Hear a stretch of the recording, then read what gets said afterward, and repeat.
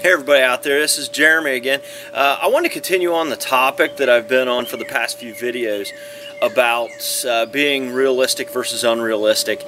And this particular example will be with someone that you're much more familiar with, a legendary actor, writer, and producer, Sylvester Stallone. And this particular story will be narrated by personal development specialist Anthony Robbins, as he's going to talk a little bit about a private conversation he had with Sylvester Stallone some years back, talking about how he broke into the movie business and exactly how the movie Rocky came about, and his personal struggle with that, and how he became very unrealistic in his approach to make a realistic dream come true.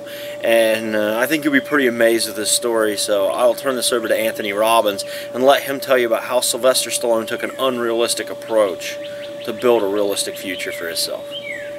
Sly Stallone, Sylvester Stallone, Rocky. Rocky's story is this even, right? But Sly's is too. Sly's a good friend of mine. And when I first met him years ago, he was listening to my tapes and stuff, and he invited me over for dinner. We started talking, and I said, I've heard your story from other people, but I really love to hear it from the horse's mouth. I don't know how much is mythology, urban myth, and how much is true. So he told me his whole story. He said the essence of it, though, was, he said he knew his whole life what he wanted to do since he was very, very young. He wanted to be in the movie business, period. I mean, not just TV, movies. And he said why was, for him, it was a chance to have people not only escape, but to inspire people. And by the way, that drive is what made most of his movies, inspire people to what they're capable of, to overcome unbelievable obstacles, because in his own life he felt like he did that. When he was born, he was pulled out by the forceps. That's why he looked the way he did. That's why he talked the way he did. And he said, so I really want to do that. And he said, I knew why I wanted to do it, and I wasn't willing to settle for anything else. And he said, what happened was, I went out to try and get jobs, and it's not like I went, hey, Adrian, they went, you're a star. It didn't work out real well. They looked at me and said, hey, you're stupid looking. Do something else. What is it talking like this? There's no place for you in that stuff. You're never going to be a star in the movies. You're insane. No one's going to want to listen to somebody who looks dopey and talks out of the side of their mouth, right? And he got no after no after no after no. He said, I was thrown out more than 1,500 times of agents' offices in New York. I said, there aren't 1,500 agents in New York. He said, I know. I've been to them 5, 6, 7, 8, 9 times.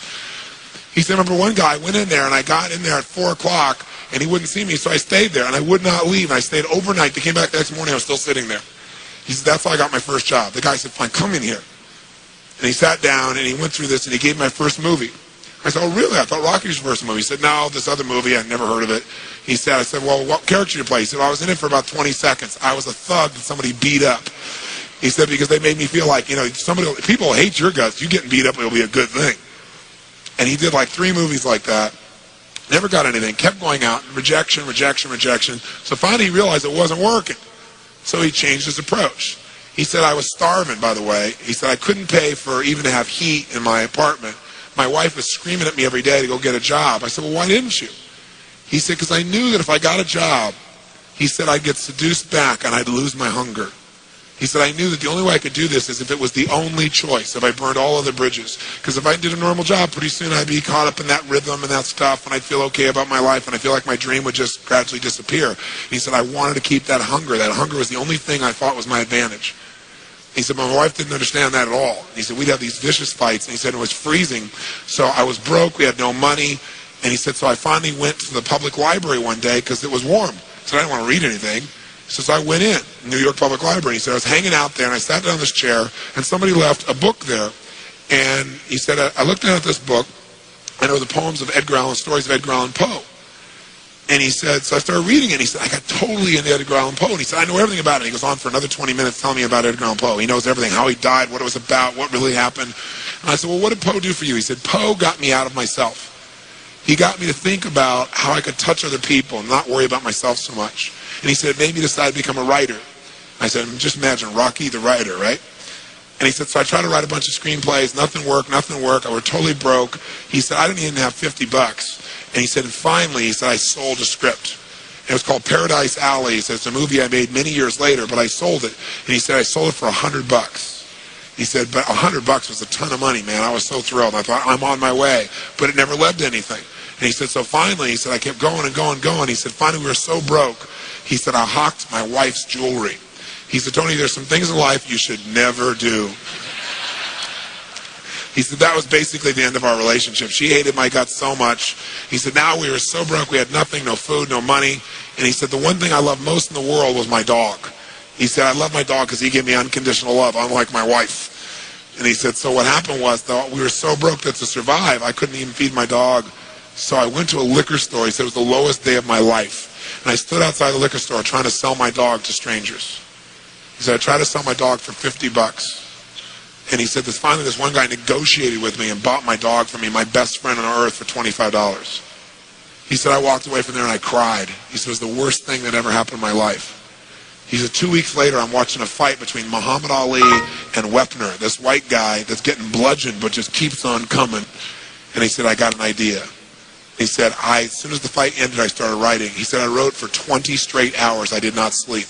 I wrote the entire movie in 20 hours straight. Right then. Saw the fight, wrote the movie. Whole thing. Done. He said, I was shaking at the end. I was so excited. He said, I really knew, man. I knew what I wanted.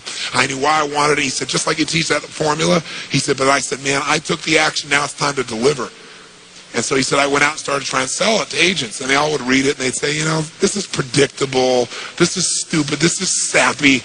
He said, I wrote down all the things they said, and I read them the night of the Oscars when we won. And he said, it was really good, right?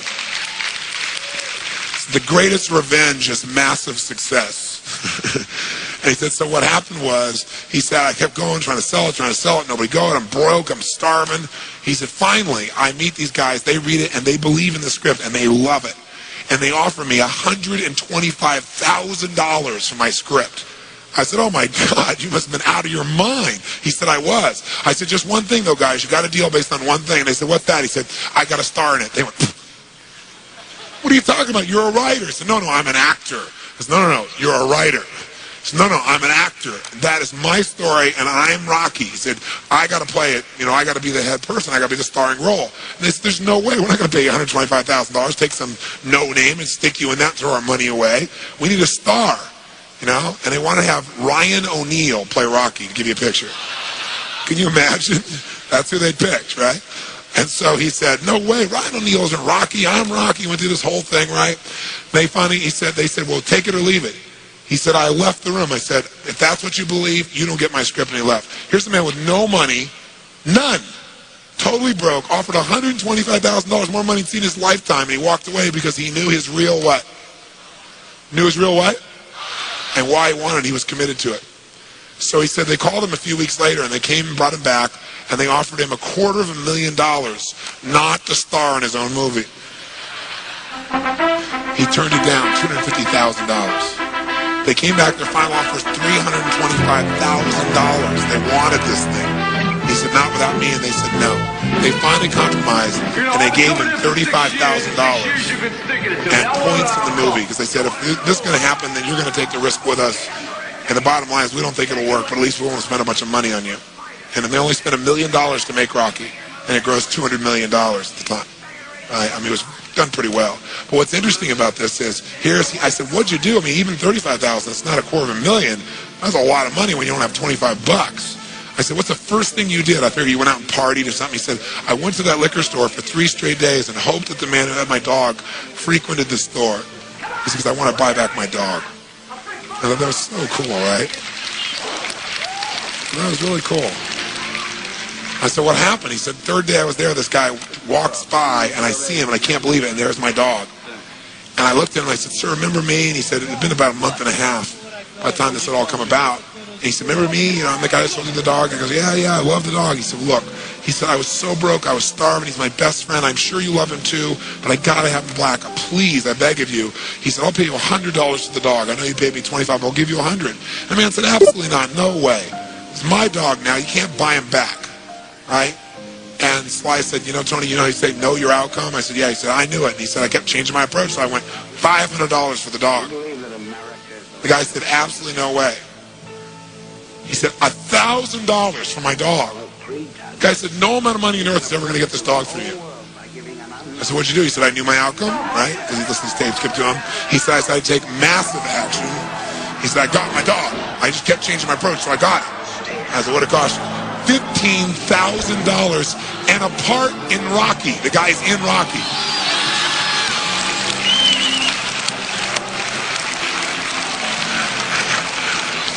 You know that dog in Rocky, Butt Kiss? That's Sly's real dog, right? That's the dog. He bought him back. So he put his dog in the movie, and he put the guy in the movie and paid $15 grand while he had $35,000. Isn't that pretty cool? Pretty awesome.